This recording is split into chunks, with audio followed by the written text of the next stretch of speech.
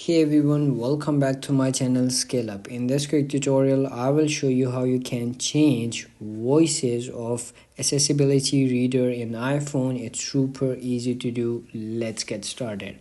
Open up your iPhone settings and then scroll up and go to accessibilities. There you will find read and speak of option over here. So once you click on that, you will comes in this page and you will see over here a voices option over here. Once you click on that voice option, it's going to becomes in this page. You can simply select any of these voices over here. You can simply check it out over here.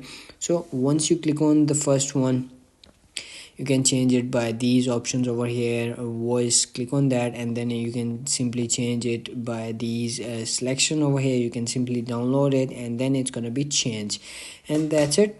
That's how you can change the languages of accessibility reader in iPhone. If you found this video helpful, don't forget to like my video, subscribe my channel Scale Up, and also drop me a comment for more tips and tricks videos. Thanks for watching. See you in the next video. Have a nice day. Bye bye.